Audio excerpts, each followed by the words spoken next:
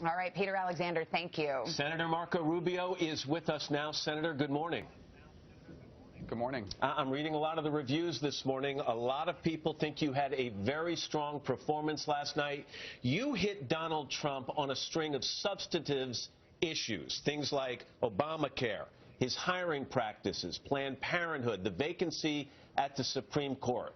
Was this the plan all along, to string together this kind of substantive attack on the 11th hour or at the 11th hour to leave this fresh in the minds of voters on Super Tuesday?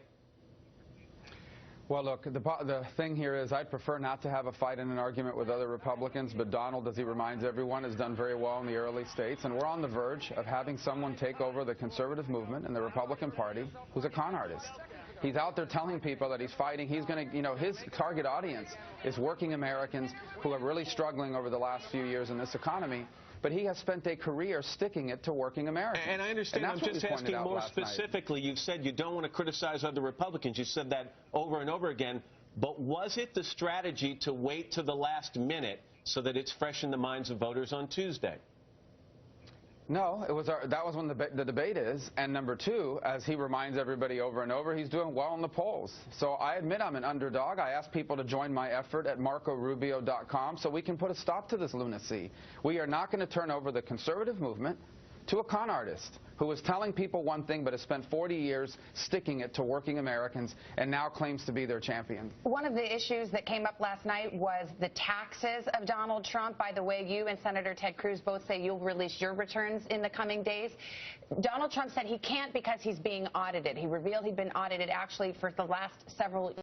Is that a sufficient reason not to release at least part of his tax records?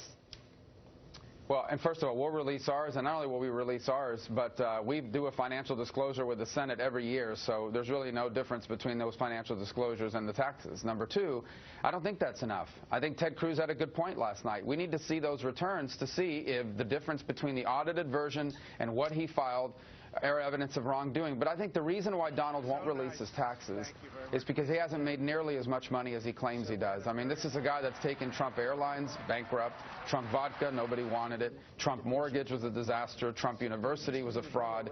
I mean, he's not as rich as he claims to be. Everybody in finance knows that, and his taxes would expose that. And so I think that's why he doesn't. He came up with his excuse now of an audit. It's absurd. Well, let me ask you this. After the debate, he said the reason that he's audited all the time is because he's too strong of a Christian. Do you think that might be a factor? Well, yeah. I mean, this is unreal. I mean, again, this guy is a con artist. I mean, he's always making things up, and no one holds him accountable for it. I mean, you have a guy who's being sued right now for fraud for Trump University. And I've had stories written about my driving record, that we had red light camera tickets.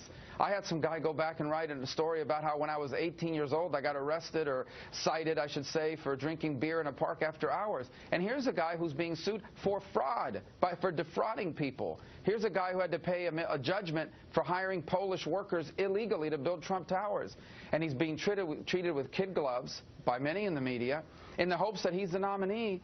Some of them are biased. They'd love to see a liberal like Donald Trump take over the Republican Party. And others know he's easy to beat once he gets there. So he'll have to release his taxes, and Hillary Clinton will take him apart. Senator, Tuesday is hugely important for you. You need a win. You need delegates. One of your campaign spokespersons said that you would win behind right now in that state by double digits. Will you guarantee that you'll win the state of Florida? We're not behind by double digits in Florida. Those polls that they're doing, that you're citing, is wrong. Not only do we have our own numbers, but I know my state. We're going to win Florida, and we're going to do well on Super Tuesday, but it's up to the people watching this. That's why I'm on this broadcast. If you want to stop this man, Donald Trump, this con artist, from taking over the conservative movement, then I ask you to go on our website, marcorubio.com, sign up and help us, and we'll put an end to this lunacy. We cannot turn over the Reagan Revolution to someone who has spent a career of sticking it to working people and now claims to be their champion. Senator Marco Rubio picking up this morning where he left off last night. Senator, thank you very much for your time.